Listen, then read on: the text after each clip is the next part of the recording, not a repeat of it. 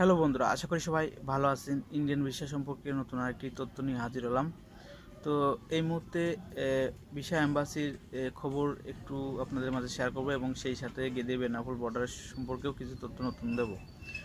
এখন বর্তমানে Indian visa এম্বাসিগুলোতে passport শুধুমাত্র ডেলিভারি দিচ্ছে, ভিসা ছাড়াও ডেলিভারি দিচ্ছে প্রায় 90%।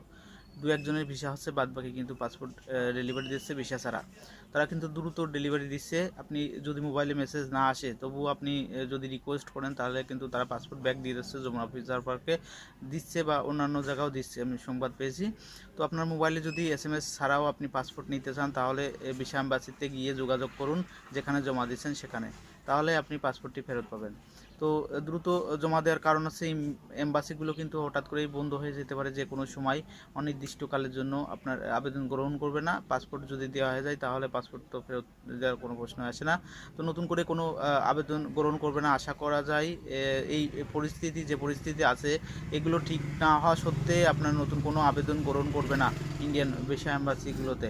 কারণ তারা কিন্তু নিরাপত্তাহীনতায় ভুগছে প্রচুর পরিমাণে। তাদের নিরাপত্তা দেওয়ার কোনো পুলিশ বা তেমন কোনো নেই বা সরকারিভাবে কোনো পদক্ষেপ নেয়নি।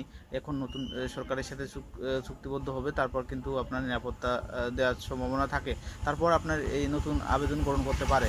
তো আপনারা যারা এই মুহূর্তে যাদের মোবাইলে মেসেজ এসেছে বা আসেনি, আপনার পাসপোর্টটি জমা আছে, তারা কিন্তু পাসপোর্টটি গিয়ে এম্বাসির সাথে যোগাযোগ করে নিয়ে আসতে পারেন। যে কোনো মুহূর্তেই আপনার এম্বাসিগুলো বন্ধ করে দিতে পারে। কারণ আপনারা তো জানেনই যে বাংলাদেশের সাথে ভারতের এখন কোনো চুক্তি নেই ভিসার ব্যাপারে, বা যে কোনো ক্ষেত্রেই কিন্তু নতুন যে সরকার এসেছে এর সাথে কোনো চুক্তি নেই। তো আপনারা যাই পাসপোর্ট নিয়ে আসবেন, যাতে আপনার পরবর্তীতে কোনো দেশে বা অন্য কোথাও গেলে সমস্যা না হয়, কারণ নিজের পাসপোর্ট নিজের কাছে রাখাই ভালো।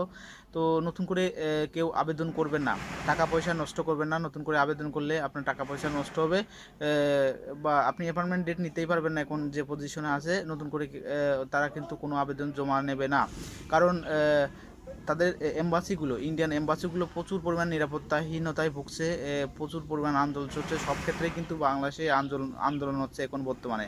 তো যাই হোক, নতুন করে পাসপোর্ট আবেদন গ্রহণ করবে না। আরেকটা বিষয় হচ্ছে গেদে বেনাপোল বর্ডারের বিষয়ে। তো গেদে বেনাপোল দিয়ে আপনারা যেতে পারবেন, কোনো সমস্যা হবে না। আপনারা ইন্ডিয়ায় ট্যুরিস্ট ভিসা নিয়েই যেতে পারবেন গেদে বেনাপোল বর্ডারে। তো যাই হোক, যদি আপনারা গেদে বেনাপোল বর্ডারে যারাই যান না কেন, তাও তারা হচ্ছে আপনার একটির বেশি মোবাইল নেবেন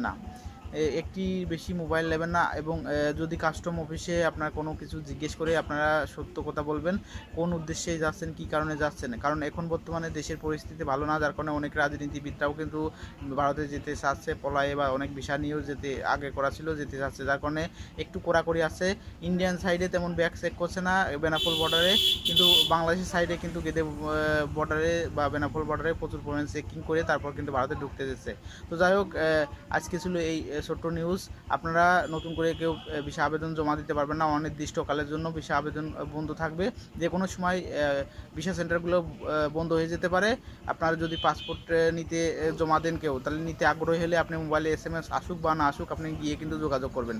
তো ভিডিওটি ভালো লাগলে লাইক, কমেন্ট, শেয়ার করবেন এবং আমার চ্যানেলটি সাবস্ক্রাইব করবেন। আমি ইন্ডিয়ান ভিসা সম্পর্কে তথ্য সবার আগে দিয়ে থাকি।